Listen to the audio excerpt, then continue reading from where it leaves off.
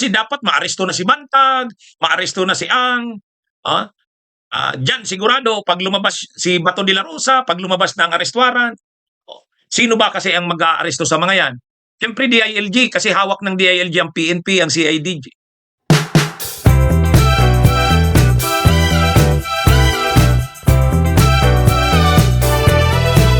Mga kabunyog, tapos na ang 1-year ban. Ha? Posibleng ma-appoint na si Trillanes sa gabinete, miyembro ng gabinete ni PBBM. Ha? O yan, mga kabunyog ha. Ano ito? Kumbaga, ano ito mga kabunyog?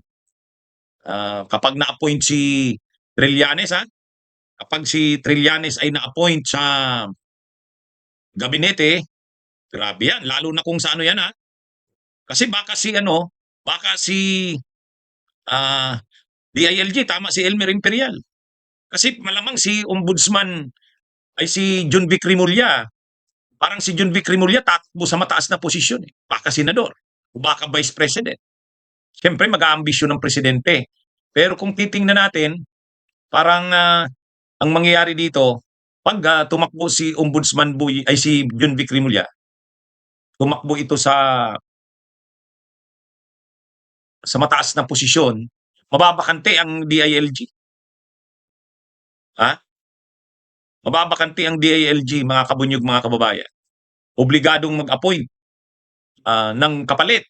At itong si Trillanes, alam naman natin ang background ni Trillanes. Si Trillanes ay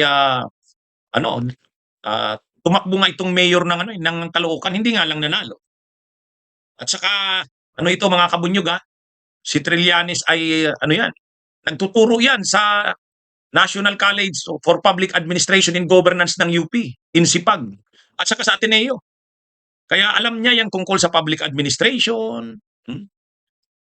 Siyempre, ang isa pa sa trabaho ng DILG Secretary ay hawakan, mga kabunyog, hawakan ang PNP.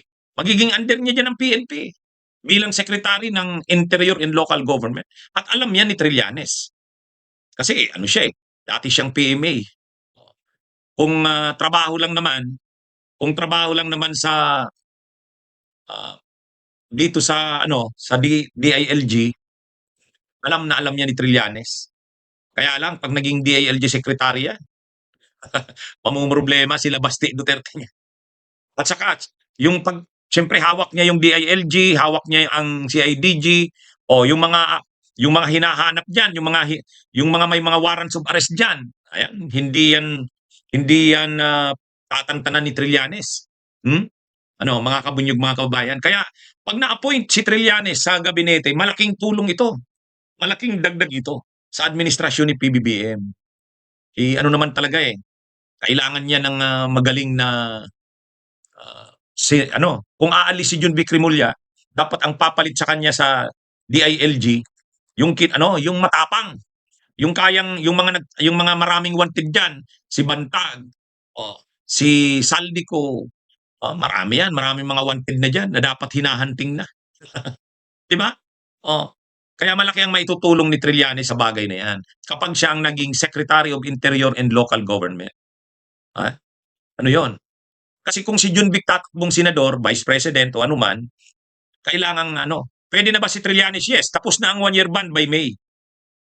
By May, bawal po kasing ma-appoint sa appointed position. Pag tumakbo ka sa gobyerno, tumakbo ka, last elections, May 2025, natalo ka. Hindi ka pwedeng ma-appoint. Ngayon, tapos na matatapos na by May.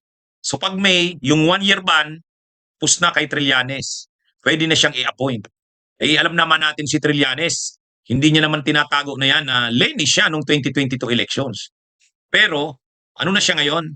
Suportado niya na ang administrasyon ni PBBM, nito ni Trillanes. Kaya, nakikita niyo dyan, Trillanes, handa na maging miyembro ng gabinete ni PBBM. Siyempre, ang sabi niya, kung ma-appoint siya, at yan yung paraan para makatulong siya, gagawin niya.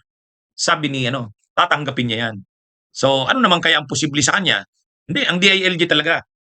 Pwede siya dyan. Kasi kung tatakbo nga si John Vic Rimulya sa mataas na posisyon, mangangailangan ng pampalit kay Junvic.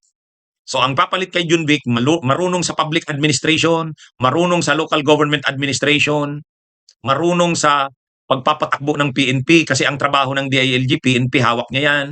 Yung mga BJMP na yan, yung CIDG, oh, lahat yan pasok. Ha? Lahat yan pasok kay Trillanes. Si Trillanes ay nagtuturo sa UP, sa INSIPAG. Ano siya sa public administration? May masteral siya sa UP. Ganon din nagtuturo siya sa Ateneo tungkol rin sa public administration and governance. So alam niya yung mga tungkol sa LGU. At tumakbo siya na siyang mayor ng Caloocan. Kaya alam niya ang mga local government units na yan tungkol sa public administration. Sa ano naman, kung PNP lang naman, alam niya rin yan. Kasi dati siyang PMA, Philippine Navy. Ha? O kaya ano ito, marami nang nai-excite si Mami J. Sabi niya, sana palitan na yan si Junvic. Ha? Oo, kasi dapat maaresto na si Bantag, maaresto na si Ang. Diyan sigurado, pag lumabas si Bato de la Rosa, pag lumabas na ang arrest warrant, sino ba kasi ang mag-aaresto sa mga yan? Siyempre DILG, kasi hawak ng DILG ang PNP, ang CIDG. Ha? At itong mga tulad ni Basti Duterte, ano yan? Ano ito mga kabunyog? Hindi na makakabuelo yan si Basti, yung yabang nila Basti. Kasi siyempre, may supervision ang DILG sa PNP ay sa mga local government units. Kaya ano ito mga kabunyog?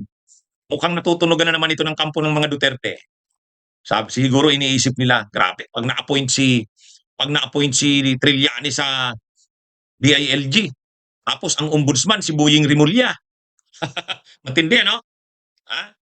Matindi yan, mga kabunyog. Trillanes, DILG, ombudsman, Boying Rimulya. Mabigat.